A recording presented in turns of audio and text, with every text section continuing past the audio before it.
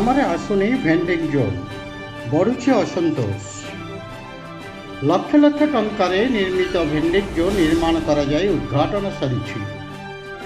ବର୍ଷ ପରେ ବର୍ଷ ବିତି ଯାଇଛି, କିନ୍ତୁ ଏହା କୌଣସି ବ୍ୟବସାୟୀଙ୍କ ହସ୍ତାନ୍ତର କରାଯାଇ ନଥିବାରୁ ଜନ ଅସନ୍ତୋଷ ବୃଦ୍ଧି ପାଉଛି।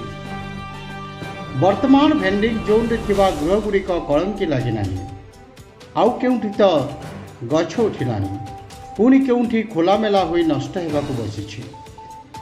ଏଭଳି ଦେଖିବାକୁ ମିଳିଛି ଗଞ୍ଜାମ ଜିଲ୍ଲା କବିସୂର୍ଯ୍ୟନଗର NS ଅଞ୍ଚଳରେ।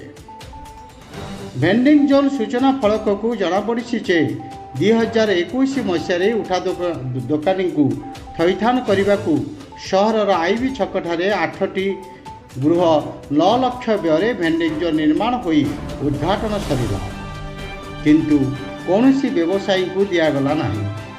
ପୁଣି କିଛି ଦିନ ପରେ ବ୍ଲକ କାର୍ଯ୍ୟାଳୟ ସମ୍ମୁଖରେ ଆଉ ଏକ ଭେଣ୍ଡିଂ ଜୋନ୍ କରାଯାଇ 10ଟି ଗୃହ 12 ଲକ୍ଷ ବ୍ୟୟରେ ନିର୍ମାଣ କରାଯାଇ ଫିତା କଟାଗଲା। ଏବେ ଦୁଇଟି ଭେଣ୍ଡିଂ ଜୋନ୍ ଅବ୍ୟବହୃତ ହୋଇ କଳଙ୍କି ଲାଗିଲାଣି।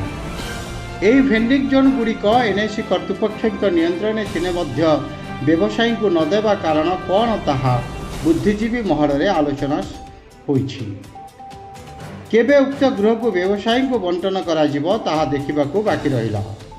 ବ୍ୟୁରୋ ରିପୋର୍ଟ, ପ୍ରେରଣା ନ୍ୟୁଜ୍ ଟୁଡେ।